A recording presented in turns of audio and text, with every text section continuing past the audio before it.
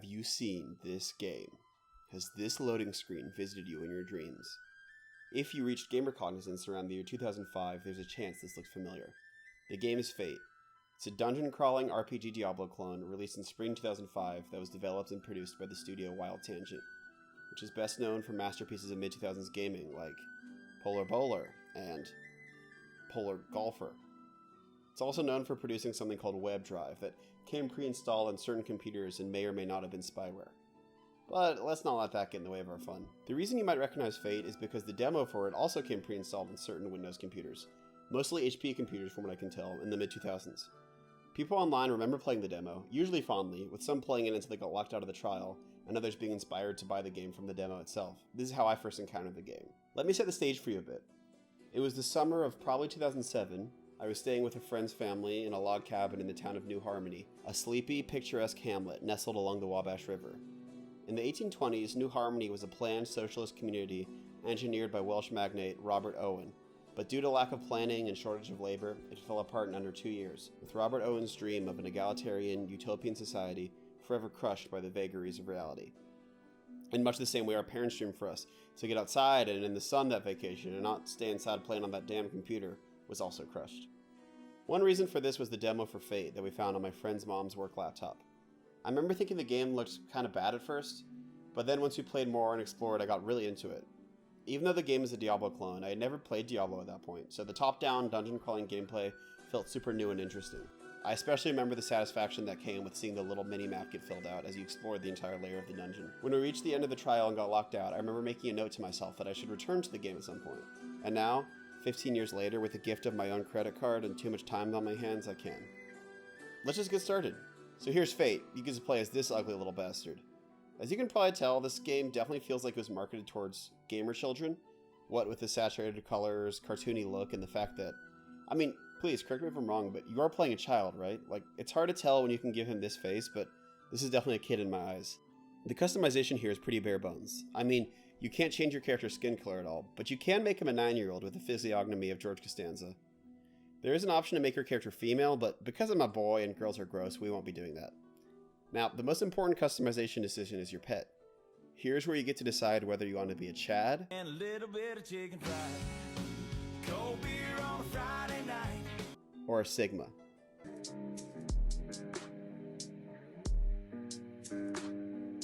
After that, we have the options to name ourselves and our pet. For those not familiar with that concept, a name is essentially a word or a combination of words by which a person, place, or thing, a body or class, or any object of thought is designated, called, or known. Give yourself a name, give your pet a name, and with that, we're off. Since oldest living memory, the dungeon gate has stood in the heart of the old wood. Its doorway leads to infinite possibility, to subterranean lands fabled in stories and myths. Here we see a nice little intro cutscene that gives us the main villain of our journey, Goragog, the Shrike Juggernaut.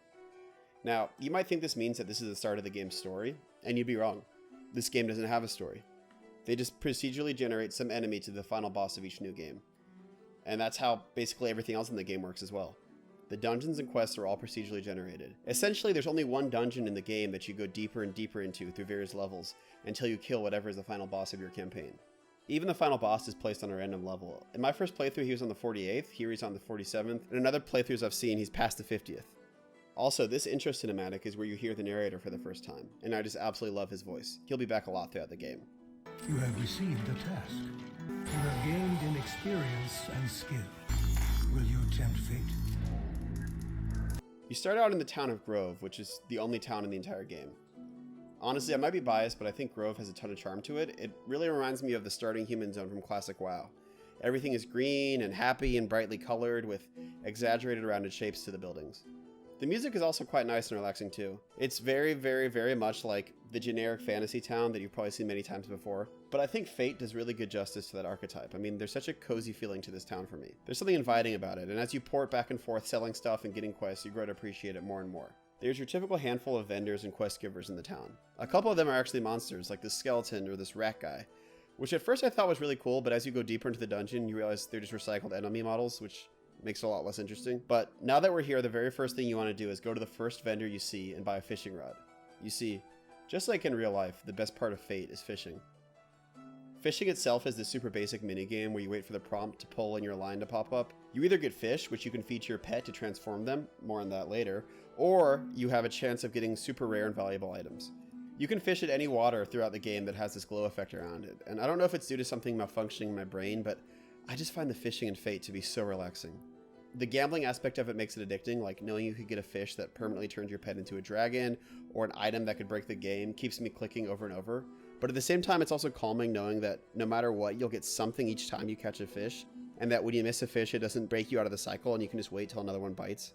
There's just something very meditative about it. Especially as you get deeper and deeper into the dungeon, you'll find other fishing holes that have higher chances of more valuable items and rarer fish, and whenever you come across these, there's a vibe of like just taking a break from the fighting and exploring and chilling with your pet at your side and reflecting on what you've done. It's a respite from the dungeon itself. I don't know, to me it's just a small gameplay element that they chose to do that makes the game so much more memorable and helps Fate avoid being relegated as just another half-hearted Diablo clone. Now, as I said, the fish you get you can feed to your pet and transform them. Each fish turns the pet into a different monster that each have their own stats.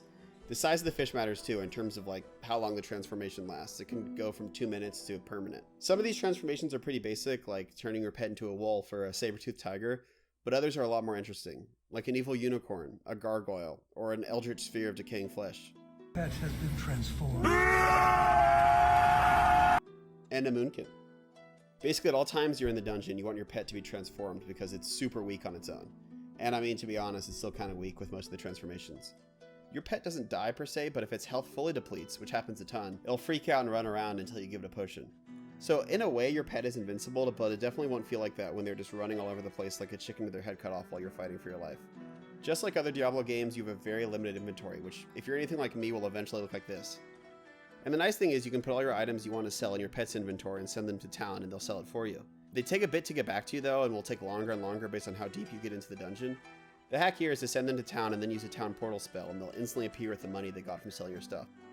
I do like how in the world of Fate, you can just load up your pet with knives and armor and jewels and send it off to the store to sell them so you can just stay at home. But meanwhile, when I tried to do this in real life with my dog, people acted like it was the end of the world.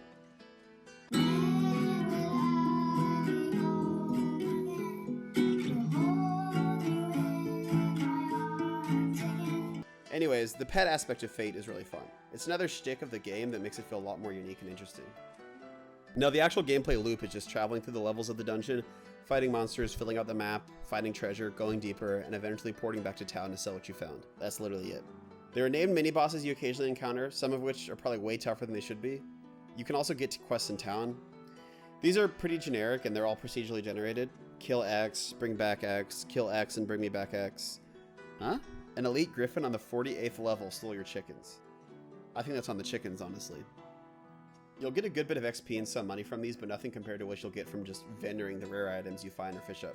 Honestly, you'll just be fishing and randomly come across an item that you'll make your fortune on. Some things I found for chance vendored for over 1 million gold. After the 5th level or so, you won't have to worry about money at all as long as you fish consistently. It's very, very easy to become a multimillionaire in Grove.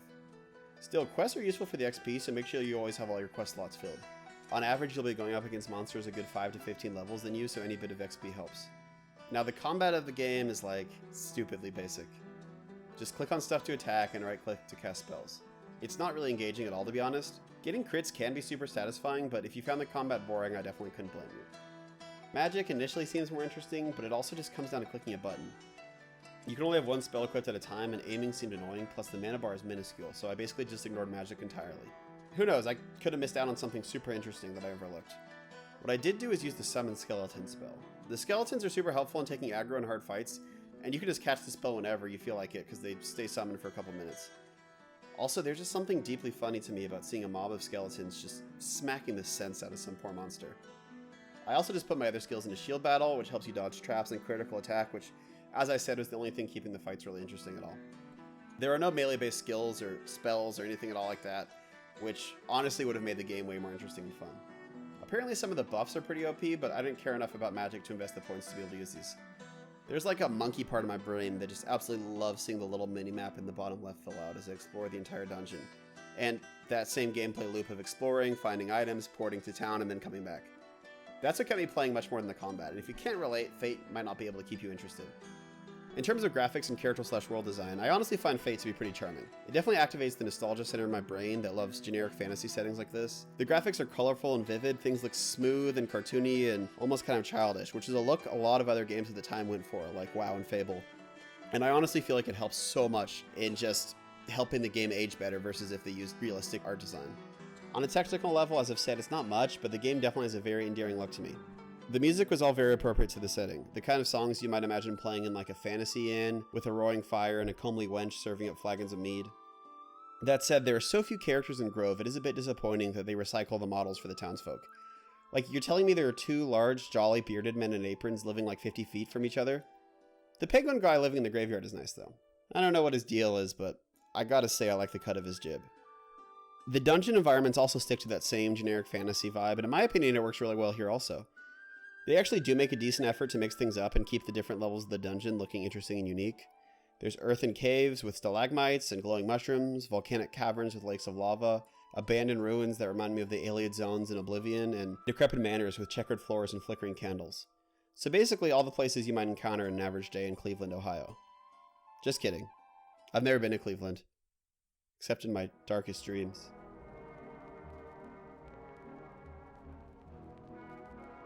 It's not a ton, but for a procedurally generated game that's so simple in other respects, you definitely feel like they made an effort with the levels, and it does keep it from getting too monotonous.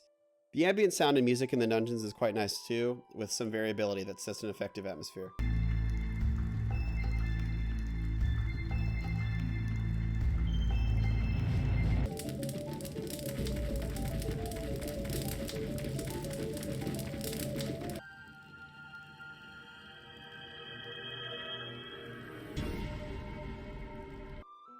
The actual monsters in the dungeon themselves look pretty good to me, honestly. They hold up well.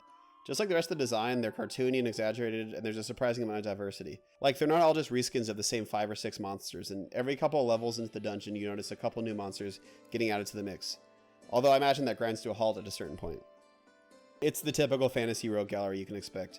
Liches, abominations, dragons, rat men, lizard men, snake men, cow men, mushroom men. The latter are honestly my favorite enemy design in the entire game, and I wish there were more of them. I don't know why, but as a kid I just absolutely loved how the slimes looked, and that's one thing I always remembered about the game. They're just so smooth and shiny and squishy looking. It's sort of the same feeling I felt when I first saw a diagram of a cell in science class and all the organelles were all colorful, and I just thought, man, I'd love to poke that thing. Fate is like many action fantasy games where you get attacked by a group of monsters that are all different, and you're like, man, it's so good to see a griffin, gargoyle, jackalman, and panther just all getting along and working towards the same goal. It's like those college ads of a friend group where everyone is a different race and they're all wearing solid color t-shirts with no branding on them. One aspect of the visual design I appreciated and would have liked to see a bit more of were these like sepia-toned parchment-style drawings you see at the start of the game and the loading screens, but there's really not many of them, which is too bad. As you journey through the levels of the dungeon, killing monsters and completing quests, you'll come across different statues that all have different events tied to them that are probably familiar to people who've played other dungeon crawlers. There are shrines that either give small permanent buffs or permanent debuffs to a certain stat when you click on them, altars that enchant items. There are also altars of fate where you can try to pry the gems from the statue, either resulting in 2 rare gems dropping or a named monster getting summoned. But the monsters are never too tough and the gems are crazy underpowered in this game, in the sense that you almost never get any actual good items that have sockets to put them in. All in all, this seems like a bit of a missed opportunity to make the game more unique and different, and they all felt pretty inconsequential. A higher risk, higher reward system would have been much more interesting. Another thing they tried to innovate on is the death system. Now, despite appearances, if you're anything like me, you'll die a fair bit in Fate. It's the same kind of thing as Diablo, where you'll be doing fine burning through monsters, and then you'll find a mini-boss that will absolutely melt you and your poor pet, and you're not even positive why. Instead of just respawning, you encounter the Fate deity face to face, and he gives you a number of options. You can either respawn exactly where you are with a penalty reputation and XP, or get rezzed but sent to a different level of the dungeon, or sent 3 levels upwards but have to fight the way back to all your gold. On one hand, I can appreciate that they tried to do something new with death, but I always just chose to respawn with the XP penalty. Not only was the penalty pretty small, but the other options were either too much work or way too risky. Like, I was often carrying millions and millions of gold pieces on me, so the prospect of getting dropped in some random level and fighting my way back to it seemed like a huge pain in the ass. Games can do these death penalties really well, like look at all the modern FromSoft games, but with one option being so much less annoying and disruptive than the others, it was always a no-brainer decision for me. So, you've traversed dozens of layers of the dungeon and finally killed the final boss. Now is the time to reap your rewards from all your time and effort. And when you finally turn in the main story quest, you get some gold and XP. Not even that much gold. No end screen or cutscenes or even credits. You do have the option to retire your character, which sounds like it's just a version of NG Plus or something, but it literally means you can't play the character anymore forever. I mean, I put 15-ish hours into this character. We've grown together, we've fought together, and most importantly, we've fished together. I don't like the idea of giving it all up to get a drawing and a Steve achievement. Well, time to go back to what matters most, I guess. Returning to Fate after all these years was quite a bit of fun, and nostalgia aside, the game honestly held up super well for what it was. It seemed to have had a decent community around it at some point, and many fellow gamers remember it fondly. An interview with one of the developers gave some insight into a few things behind the scenes. Mainly that the game was produced on a super rushed timeline, so they didn't have time to add things they wanted into the game, like multiplayer. That, with how wishy-washy and morally dubious the studio seems to have been, makes it a bit of a marvel that the game is as competent and fun as it is. Honestly, before I replayed Fate, I was expecting it to be wonky and disappointing, and my memories of enjoying it to be based on the expectations of a bored third grader. But what's here is very solid and well constructed in my opinion. If you played this game previously, or even just messed around in the demo for a half hour as a kid, or if you have nostalgia for this era of games, I can honestly say this is an easy recommend. You'll at least have a couple hours reliving some of your gamer nostalgia away from the grinding disappointments of reality. If you have no nostalgia or warm feelings towards Fate, it's a bit of a tougher recommend admittedly, unless you find it dirt cheap on a sale. As I've said what feels like 1,000 times, it's a very bare bones game, without any in-depth combat or magic, memorable characters, or even an actual story, which could very well have been a result of strains during production. Just like how Robert Owen envisioned New Harmony to be a paradise on Earth before it collapsed, perhaps Fate's developers had much bigger plans in store for this humble dungeon crawler. And there were a number of sequels to Fate, but none of them looks particularly interesting or different enough from the original game. But Fate did live on through the Torchlight game series, which was developed by the designer of Fate, and proved to be pretty popular and well received. I've never played the Torchlight games, but after replaying Fate, I definitely want to check them out. It does make me happy to know that a bit of this game went on to have a second life and legacy of sorts. Despite its simplicity, to me, Fate is a game that absolutely deserves to be remembered. The art and world are filled with subtle charm, and the gameplay loop itself toes the line between relaxing and addictive. It might not be a game that'll change your life or anything, but it would be perfect to play and relax with the night before you're something you're dreading or anxious about, like a test or an interview. I give it a very good score. Well, that's all for today. Thank you so much for your time, dear viewer. I wish you all the good fortune in the world. I remain your faithful snuggler.